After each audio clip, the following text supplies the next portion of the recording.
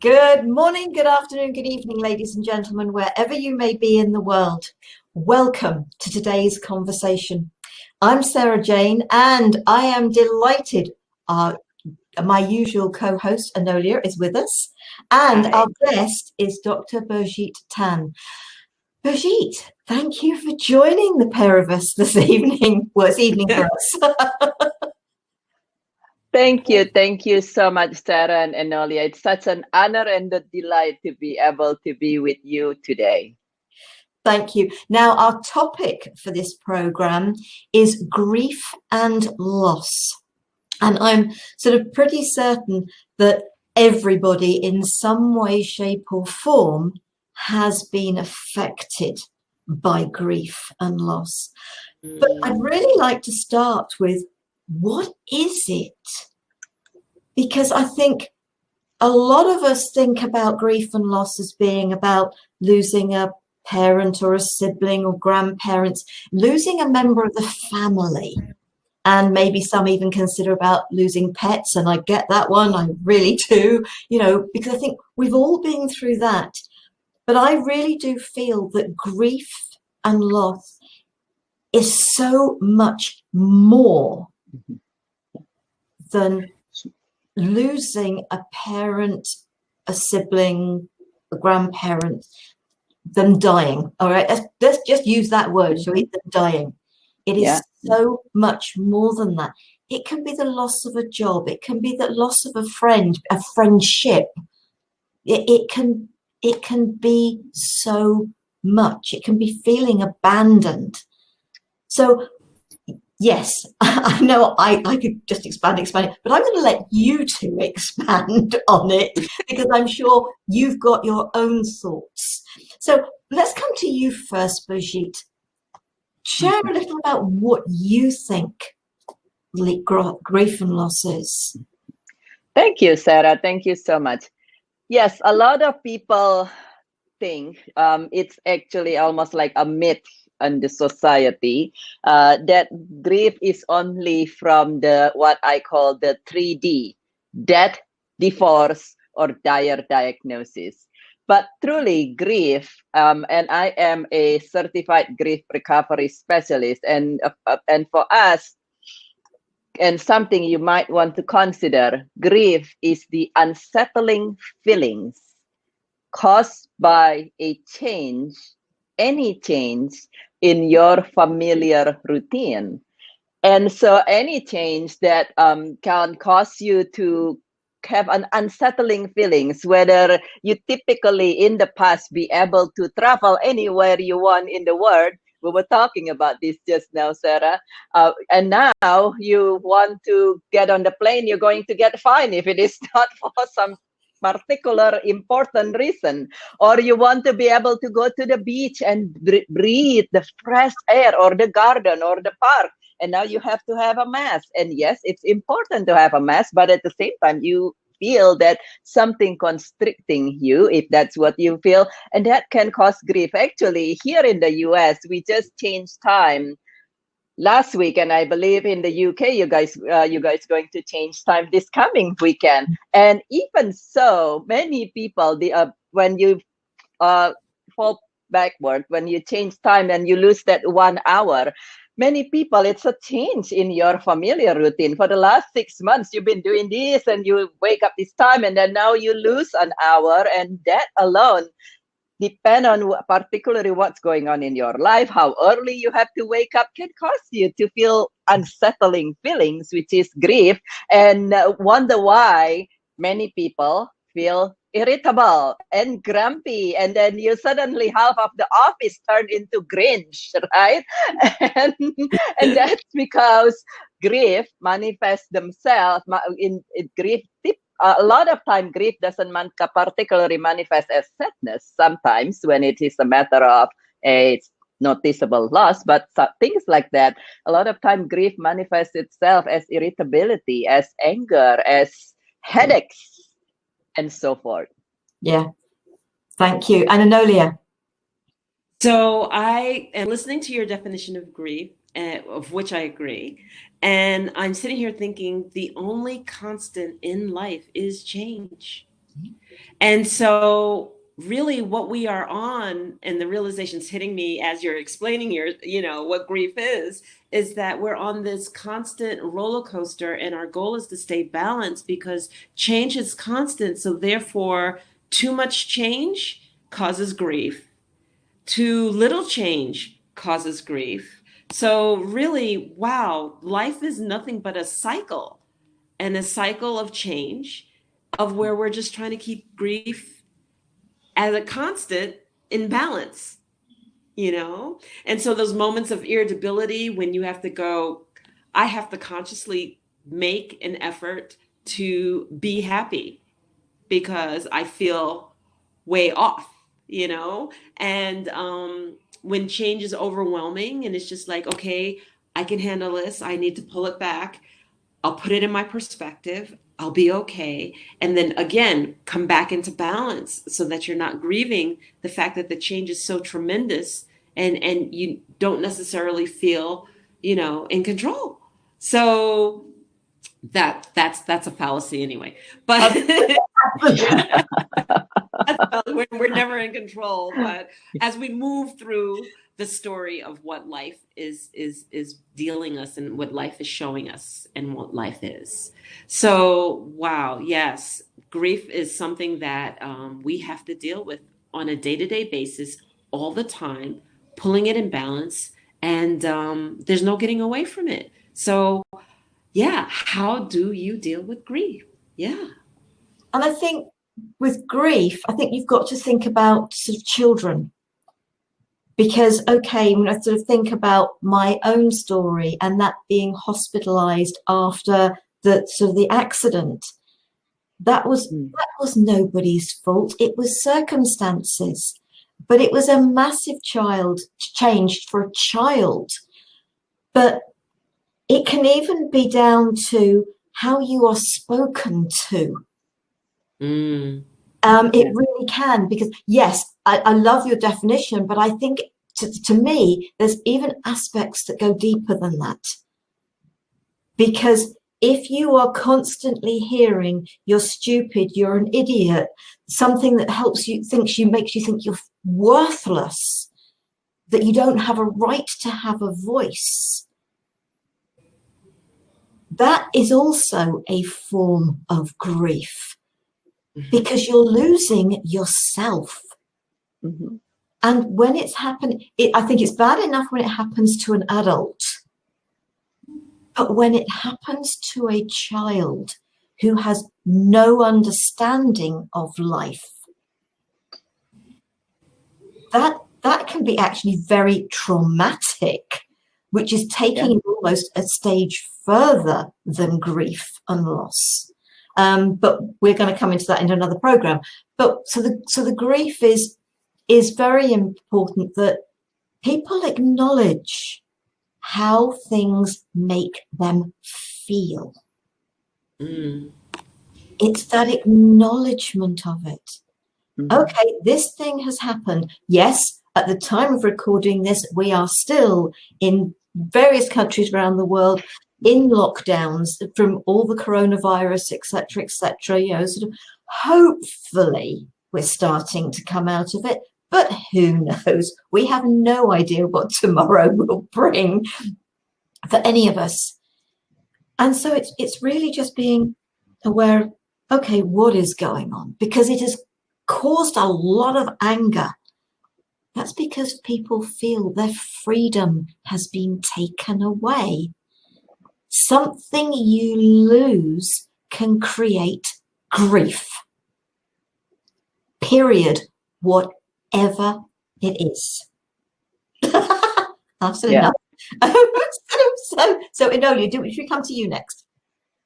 So, I'm sitting here thinking about that. There's so much in life that can impact us with grief, and trauma results in grief, and we deal with traumas, whether they're grand or small, all the time. And so whether it's perceived or whether it's real, the emotional and the processing of that emotion of grief and a processing of the emotion of trauma is a real reality. And I guess I would ask you, Dr. Birgette, or Birgette, how do you suggest that people deal with processing these emotions, you know, of when something traumatic has happened, when grief is encountered, and you can't get away from them? There are a few ways that I personally recommend to suggest on how to navigate this when something happened and it's impacting you. And there are actually multiple different ways. One is definitely perceptions, like you said, Enolia, because it's how you see them. You know, the Chinese character for crisis, the Mandarin character for crisis, composed of two characters. And the first character means danger. The second part of that crisis, the second character means opportunity. So how do you see a crisis? Do you see it as a danger, or do you see it as an opportunity, or do you see it as both? If some of us, I personally, I'm typically a very positive person, but not Pollyanna. I said I will see the danger, and I also see the opportunity. Not wearing a blindfold here, but so so that's how it is. So that's the first is perceptions, and like Sara says, it's acknowledging the feeling. Many times nowadays in this world, with the personal development, everybody said you gotta be strong, you gotta be strong. But many people take it as I gotta be strong, and then I push away and pretend. And no, let's not do a spiritual bypass here. You want to honor it. And actually, for that reason, there's so many things out there. For that reasons, I actually compile them. I compile, or I simplify and streamline all the different tools and skills for being able to navigate and gracefully and successfully through change and grief into my book, Seeking Peace, the proven 5 fingers method to thrive through change effortlessly, because it's a lot of different things and there is a lot of misinformations, not because anybody has mal-intentions or anything, just because a lot of time, like we just mentioned, people say you gotta be strong, and then it's taken in a wrong way and actually cause more suffering. But isn't strength about actually having the strength to honor yourself? It's not strong to bottle it up, because boy, will it come back and bite you if you do. Absolutely. Yeah. We absolutely really have to say, okay, how's this making me feel?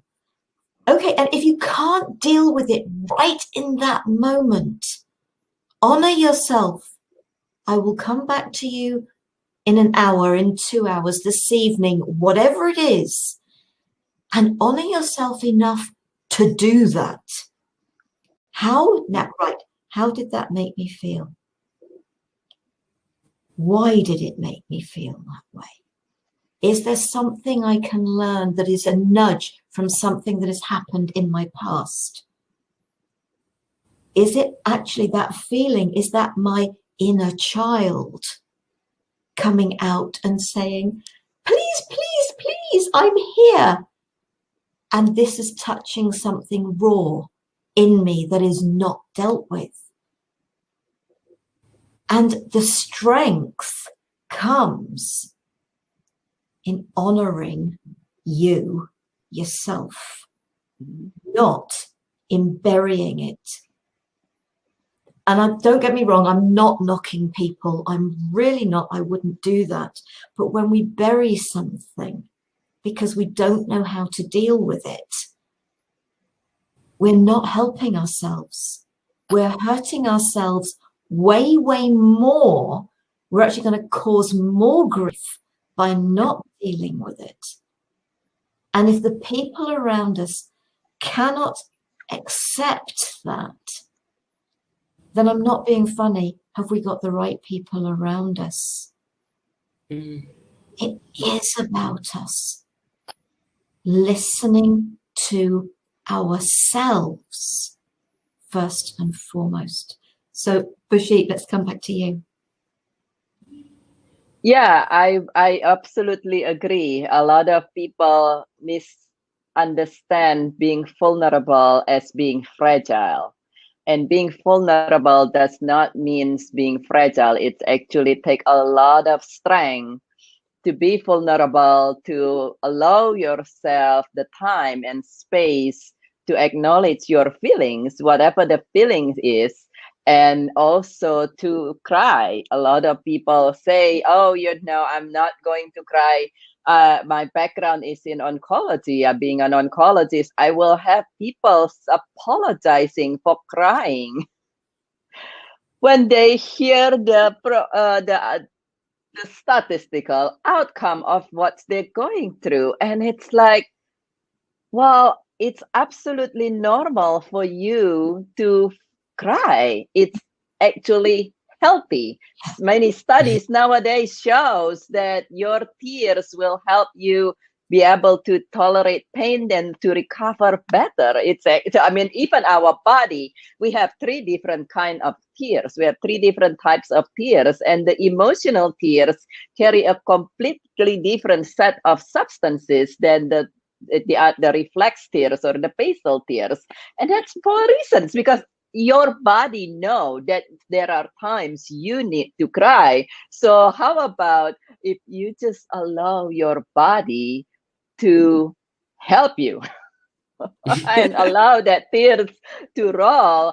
And now, and the reasons we feel vulnerable, there are society where expressing feelings and crying is not considered as weakness and actually being celebrated. And in those society, back to perception, in those society, if something happened and you cry, they said, oh, good for you that you are acknowledging things. But a lot of the modern day society, we are told, oh, if you cry, go to your room. Well, what's the message giving to us there? And so it's our perceptions on what's going on as well. And yes, absolutely, I so agree with you that it's being vulnerable is actually allowing yourself, let me replace that, allowing yourself to feel vulnerable is actually take a lot of strength when it means that you're staying true to yourself and your heart, regardless of what other people want to say. And well,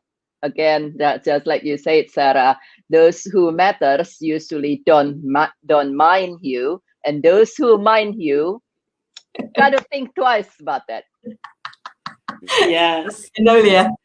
And I just want to ask, and I want to add, okay? So here we are, we're being vulnerable, and we are taking ourselves through the process of grieving. And we are taking ourselves through the process of dealing with the trauma by looking at it, releasing it. But I want to emphasize releasing it. And I have found from my own personal experience that a release has to come. Because if I choose to stay stuck, and I'm going to just say stuck in the story of whatever I'm grieving about, stuck in the story of whatever I'm having trauma about, then it taints my eyes and it taints the way that I look at life for the rest of my life, if that's how long I choose to hold on to the story. So if I don't have this moment where I release it, and maybe we go to the word forgiveness, and not necessarily I have to forgive, somebody and take the burden of what they did and take the brunt of it. No. That's not what I'm talking about. But forgiveness for self. Forgiving yourself in the situation, forgiving yourself in the mixing of with whatever happened with the other person, so that when I forgive myself, I can lift the veil of the trauma. I can lift the veil of the grief, and then I can see through, and I'm going to use eyes of freedom of the trauma and freedom of the grief. And so many people get stuck here. And I guess that's what I want to ask about. How long is it reasonable to be formidable, tied in the emotion, And I know it's not prescriptive. I understand that it's not prescriptive, but the emphasis of moving through and moving past the story, and moving through and moving past the story doesn't mean that you don't acknowledge it, that it's not important, that you don't honor it, and that you don't have a love or affinity for whatever took place, if that's where your love and affinity need to be.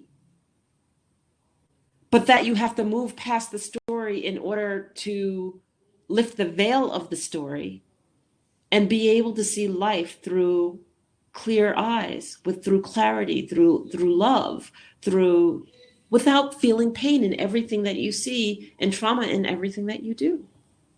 So what are your thoughts, Birgette? How long before once where you said, if I understand your questions correctly, how long before you move on? Mm-hmm. I would say, I tend to say that if you look at everyone's fingerprint, we all have different combinations of fingerprints just because we are all meant to be unique. And so for me, everybody has their own time. There is no one time. I would say the time when you notice that it's causing you additional pain of whatever it is definitely time to, I would recommend that you consider moving on. Now, for some of us, we don't need to wait until that time.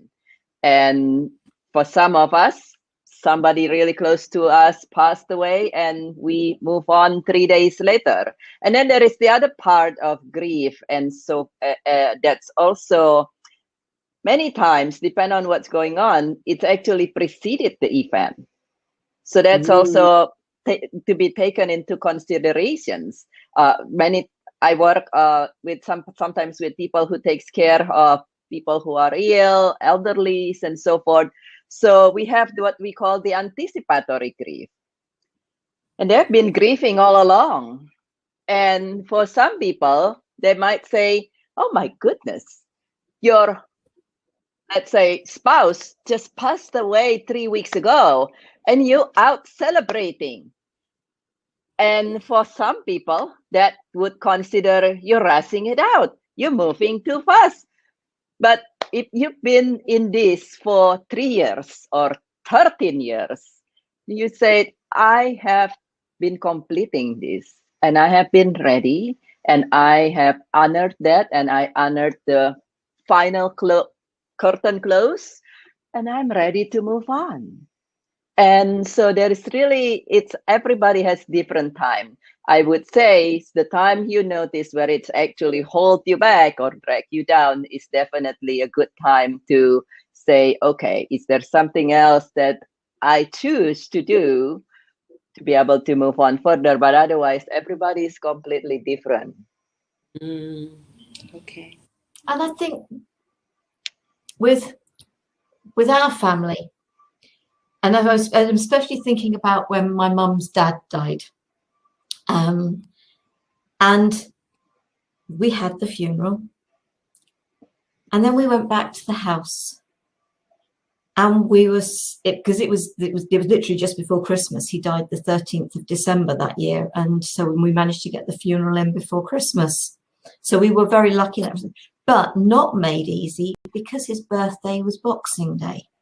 So it was going to be a pretty hard Christmas for us all because he also lived in the same house as us. So I was like 19 at the time this happened. But we came back and we were sat in, it was an old Victorian house. There was a log fire in this room that was open onto the hall. It was what we used as a dining room for guests. But at that time of the year, we didn't have any guests. So we were all sat in this room. And we were sharing stories about my grandfather. And we were having a good laugh. And not at him, but at the amazing person that he was. We were able to share some fun and some joyous memories. The hard part for me was that the work that I was doing, and I had a very unsympathetic manager at the time, very unsympathetic, I had to go back to work that afternoon. So the funeral had been in the morning and I had to go back to work. But being able to stay in the beauty of the stories we were sharing. But I saw him on a daily basis, every day, because he lived in the same house. But it was being able to share those beautiful stories with humor that he would have appreciated. So we can go into the tears and the grief in the hard grief, or we can go into a more joyous grief. And don't know whether that's quite the word, because these are words coming out of my head now. I haven't thought about this, but there's a part of me that thinks this is how we were with the deaths of my grandparents.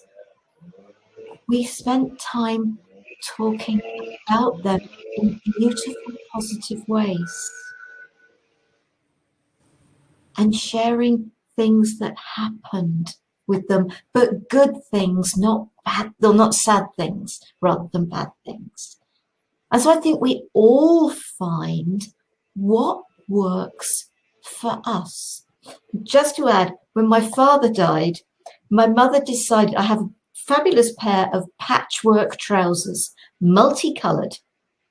And my mother decided, because my dad loved apparently seeing me in these, and I wore them to the funeral at my mother's request. And I had to stand on the altar and do a reading in a Catholic church wearing these trousers. But my godmother, who is a nun, she loved it. So are we choosing to honor the people and ourselves, or are we going with what people say? You've got to wear black or navy blue. You've got to mourn. You've got to. Why don't we start celebrating life? And when there's a big change in our life, see it as a door closing and a door opening. So, right, I've said more than enough. I've said more than enough. So, come on, let's come back to you, Enolia.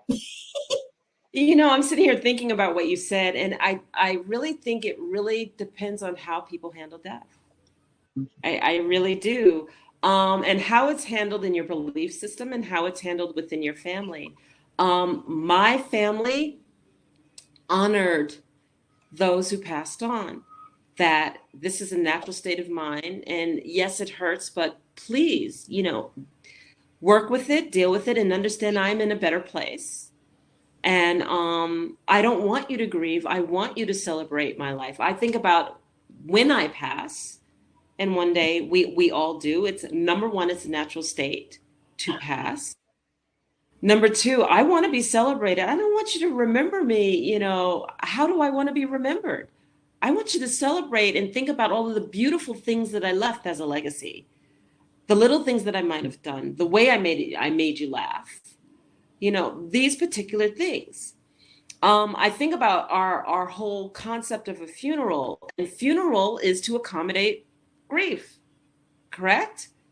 It's closure for the people, not for the person who actually passed away. It's closure for the people who knew the person, right? So if I get to dictate that you're going to have this ceremony about me, I want you to laugh. I want you to celebrate. I want you to have joy. I want you to play my favorite songs, dance, because these are the things that I love to do in activity. But somewhere along the line, we have this system that basically says to grieve is to be low and to be down. And if you're laughing or smiling or celebrating in any way, well, shame on you. You're not honoring the person. And I even wonder where these concepts come from. Yeah. So I'll just leave it at those are my thoughts about it. And what about you, Birgette? I find that very interesting. Yes, absolutely. A lot of time. And it is actually, it's, even so, it's different culture and different custom. If we look around the world, there are still culture where, you know, it's the person has moved on, has left the physical body, and so time to celebrate. And thankfully nowadays there are more and more people who choose when their loved one passed to choose what it is that, based on how the persons were not listening to everybody has to go and wear black. When my closest friend, my best friend, passed away a year and a half ago, very close to Christmas, the her family says, well, this is how she usually is, and they decide to stand up for her and themselves actually, and say, she's never a fan of black, she just don't. And so either wear something flowery or purple or red, because that's the color that she choose. And they play some, let's just say, atypical songs at the celebrations of life. They didn't have a funeral, they have a celebration of life. You might say it's a very atypical song to play at such moment, but hey, that's their favorite song. And so it's different culture. There are indigenous cultures in this world where they say, okay, somebody passed, and so we do a 30-day celebrations of their life and our life. And so everybody is different, truly. And it's sometimes on, are we letting society dictates on what it is that we are doing? And for some people, it is a good thing to be able to, I suspect part of the reasons we do a lot of the funeral and so forth the way it is now is because, as you said, Enolia, to accommodate people. It's almost giving them the space and time to grieve and to cry. It's okay to cry, which is a good thing, because if it is celebration, for some people it turns into, I'm going to put on a laughing and fun face and pushed away the grief, which the grief should be there, and we want to be allowed to cry as well as to laugh. And sometimes it's a mixture of both. My friend's celebration of life was a beautiful thing, that we laugh and we cry and we laugh more and we cry more, and then we laugh more. And for some people, we laugh, we cry, we drink, and repeat. And so it was a beautiful thing. It was like, let's just be true. For some, yes, it is. If it is a custom, your custom to be wearing all black or whatever, and that's what you feel called in respect to the person who's passing and the family who's going through, by all means. And for some, it is the other way around. And so, but I suspect, in a way, to me, in a society where many people shy away and don't have the opportunity and the time to grieve, it is a good thing to be able to have the time and space where you actually, it's perfectly normal for you if you're gonna cry right now. So at least they have that space to cry and be sad and acknowledge that part of their feeling. And then beyond that, it is what feel best for you is what serve you best.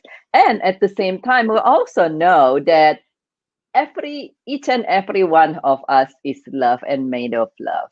And Yes. for when we are living this physical body, love is energy, and energy cannot be ended. So the love that's there is still here. For some of us say, how could we celebrate after such a loss? What's true to the essence of everyone is love, and the love of the person whose the physical body is not moving anymore is still here with you, and it will never end. And Yep. you can choose to celebrate that love. Absolutely. I'm thinking back to sort of mum, because we lost dad sort of 9.5 years ago. So it's been a while. But okay, I'm saying mum, but it's for a lot of people who it's their partner in life. They've lived together for many, many years. Children, if they've had them, have left. They've flown the nest, and they don't get to see them on a daily basis. And suddenly this person who they've lived with for 40, 50, 60 years, their companion in life is gone. And they wake up to an empty home. They go out to do the food shopping and they come back to an empty home. One of the things that it was suggested to my mum was that she leave the radio on when she went out, so that when she came home, there was sound in the flat. There may be voices or music, but she knew it was, although it was the radio, she wasn't coming back to a complete silence. And so I think, as much as it is a celebration of people's lives, you have still got those people who they were a constant companion. And then suddenly that is gone. Yes, absolutely. And there will be times of tears. And some of those people think about, oh, should I cry? Yes, you should. Allow yourself that time to cry. But I would also say support yourself with allowing some happy memories as well. Grief. Some people can take grief too far. Are the tears poor me, or they are release and let go? And I'm not judging anyone here. I think if people are listening to this and they're thinking, oh, have I gone into poor me now? Or is this still grief? Am I still doing some letting go? There is a very, as you said, 3 different types of tears. There is a very different feel to that I'm looking for attention to actually this genuinely still does hurt. And so grief and loss affect us all very differently. And it depends on what it's attached to in respect of what has happened. So Birgitte, now I've chucked that bit into the mix. Over to you. Yeah, absolutely. It's everything is different, and again, I think you put it very well. What it's attached to, instead of what's happened, circumstance is circumstance by itself. It is neutral. One example, whether it is a passing of somebody, and of course, if it is your long-term companion, and now you are coming back to an empty home after 40 years, that could be something that's very impactful.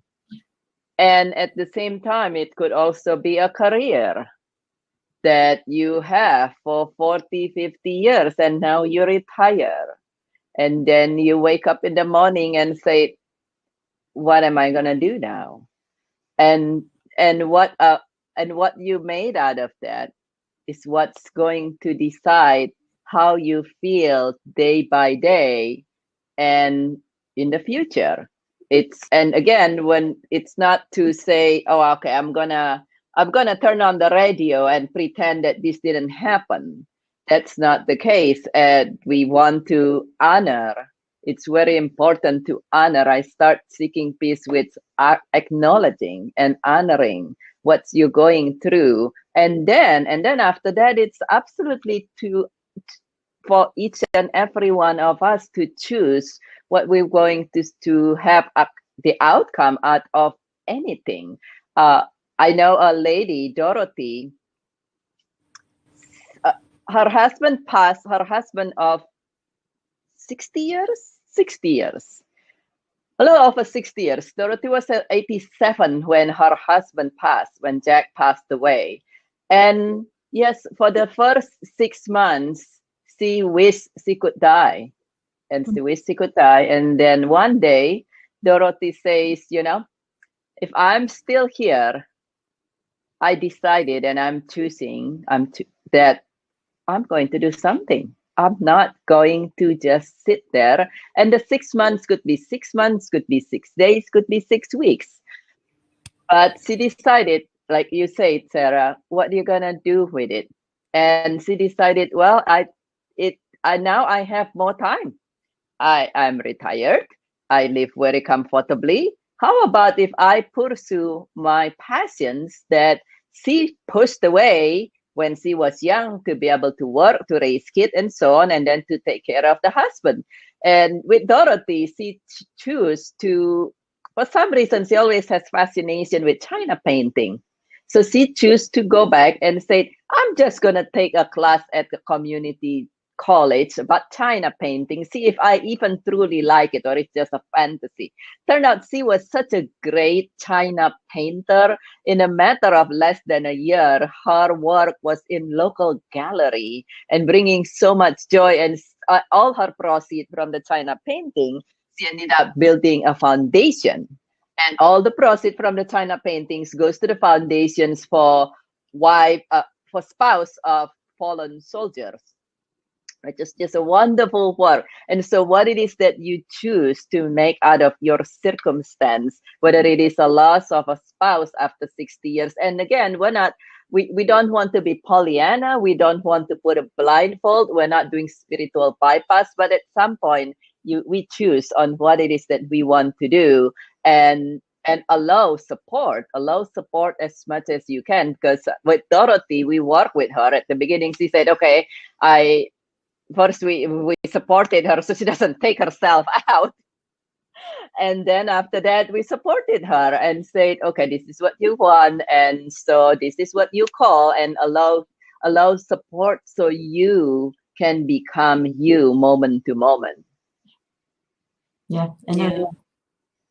I'm sitting here thinking about this too, because I think based on what my family had always done, that opening up your eyes to see the world is imperative. To see the world, because grief really prevents you from seeing anything except what's in front of you. And like you said, we're not being Pollyanna here, but as you understand that you've grieved, and a lot of people go, well, what can I do? And there is a world in front of you. And, you can start by creating a garden that represents the person that may have passed, or the trauma that you may have gone through.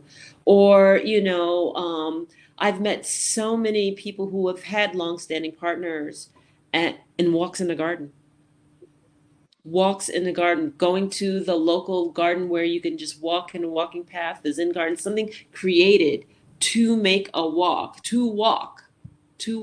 see the beauty in life, to see the beauty in this world.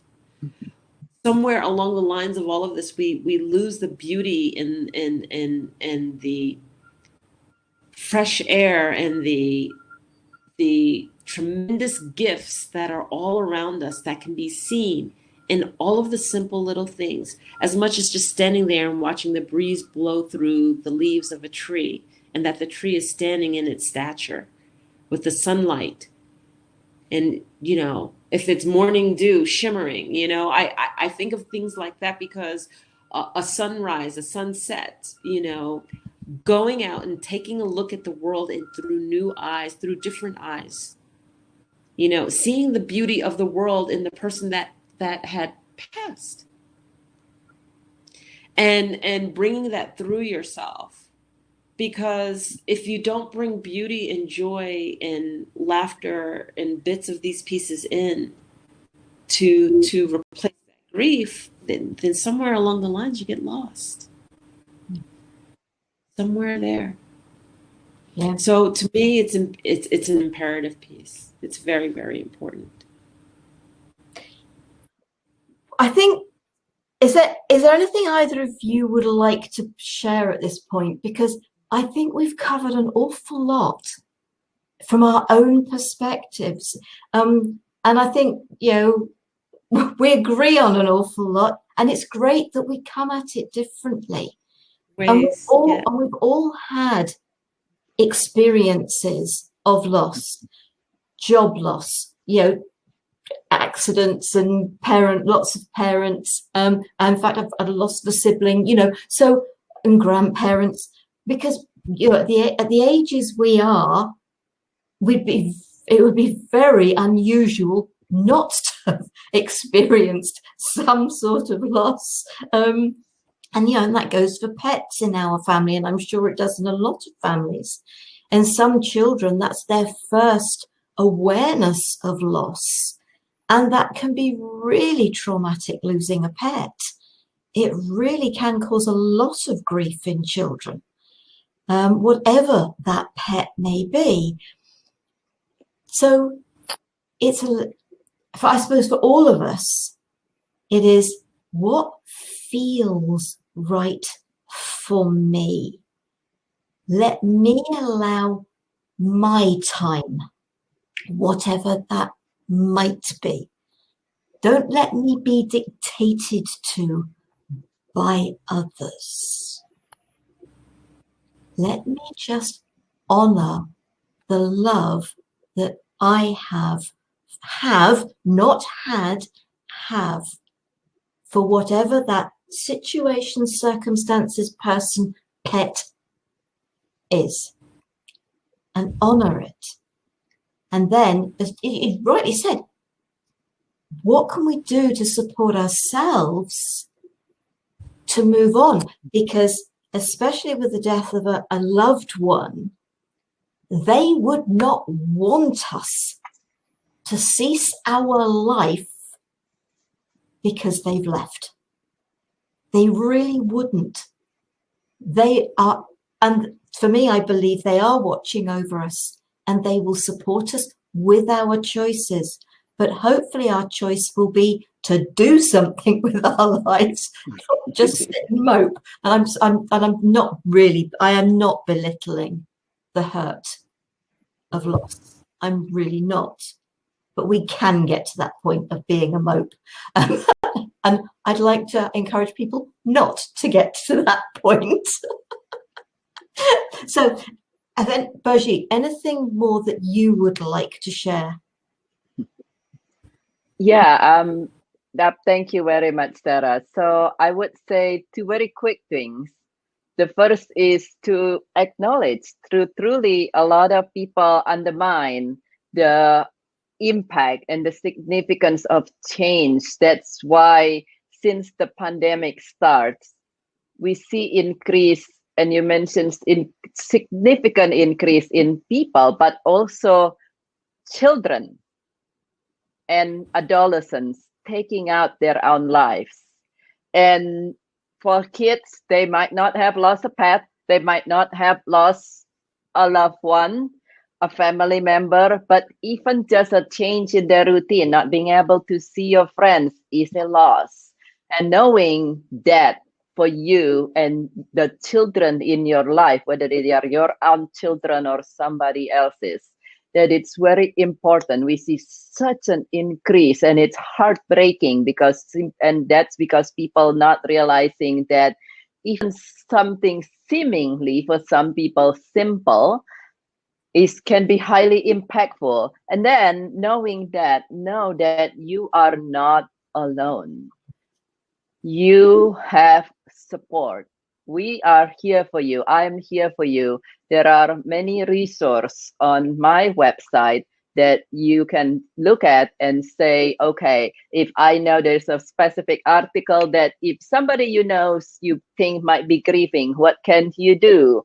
And if you are going through things, what can you do? If you went through things, but now you're ready for success and moving on, what can you do? And of course, I'm here. I'm available to connect with you, to provide you support, complimentary laser coaching, anything in that aspect. There's a lot going on in life right now, and you are not alone. Feel free to reach out to us because we're here for you to support you. Thank you. And we will share the Birgitte's website under the video. So if you're watching, and it is on the website at the moment. So do sort of Thank you. today's conversation pages. Do go and check that out. It's all there. Yeah, and I'll if you like to, I'll provide even the link that if you want to just come to my mind, I actually could even provide the link where you can just click and jump on my calendar, and we'll have a conversations on how we can support you, because there's a lot been going on. Thank you, Sara. Yeah. And I think that I want to like end this by saying you are not alone. And if you find yourself alone, reach out. You do not have to be alone. Again, there are resources here. Reach out to us, reach out to someone you love, but reach out. It is imperative. Take a walk. Go in the sunlight, a breath of fresh air. And understand that you are a gift, and you are needed, and you are so loved. And I think that I'm going to end it there. Dr. Birgette, I'm so thrilled to have had you here on the show. Sara and we want to thank you. We're excited for you to have a conversation. And I just want to make sure if there's anything else, give you opportunity, anything else you want to say before we end? It's a great honor and a great delight to be able to serve you. And I am here for you, one click away on my calendar, one click away on my website. I'm here for you. I'm available on multiple medias, Facebook, LinkedIn, and so forth. You are not alone. We're here for you. Excellent, excellent. And that's today's conversation. And our next show will be April 9th. On today's conversation, we're going to have guest Ben Karen, and he will talk about Another World Awaits, inviting hope, compassion, and possibility in times of conflict and change.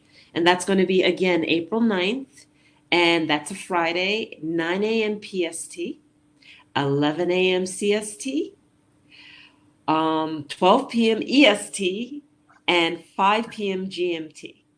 So please, BST by then. BST by then. Okay. So please come out, join us on today's conversation. Thank you, and have a beautiful, beautiful, blessed day. Thank you, folks. Take care. Be safe. Stay well. Namaste. Thank you. Thank you. Bye-bye.